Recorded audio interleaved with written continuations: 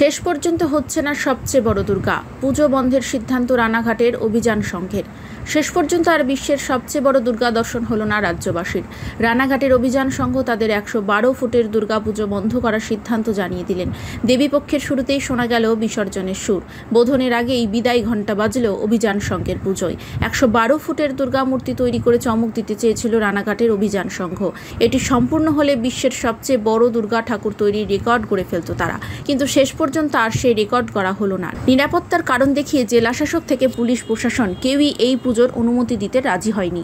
কাজ একেবারে শেষ পর্যায়ে পৌঁছে গিয়েছিল, কিন্তু পরিদর্শনে গিয়ে নিরাপত্তার কারণ দেখিয়ে তাতে আপত্তি জানায় পুলিশ প্রশাসন।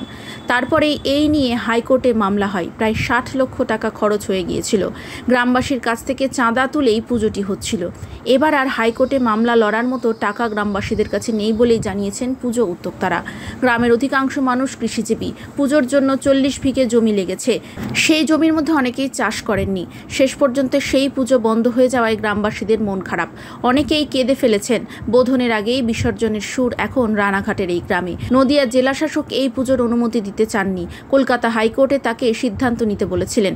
জেলা শাসক জানিয়েছিলেন যে পুলিশ থেকে দমকল, বিদ্যুৎ দফতর কেউ এই পুজোর অনুমতি দিতে রাজি হয়নি। সেই কারণে সুরক্ষার কথা মাথায় রেখে তাকে এই সিদ্ধান্ত নিতে হয়েছে।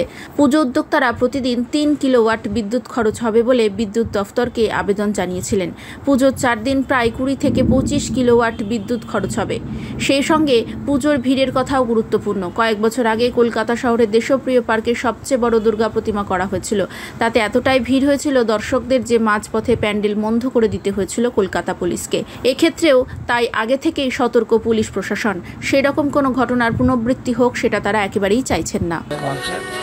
এই মুহূর্তে নেই, কারণ শাসনের সাথে অত বড় লড়াই তো আমরা ওই পুজোটা দাঁড় করাতে পারবো না। টোটালি আমরা ডিসিশন নিলাম যে আমরা এই পুজো এই মুহূর্তে ক্লোজ করছি, এবং আমার পিটিশনার যে ছিল অলরেডি অ্যাডভোকেটের কাছে পাঠিয়ে দিচ্ছে। আমরা এই কেস থেকে নিজেদের উইথড্র করে দিচ্ছি, ক্ষমা চেয়ে নিচ্ছি সবার কাছে হাত জোর করে, যে বিশ্বব্যাপী আমরা এই মুহূর্তে ক্লোজ করছি।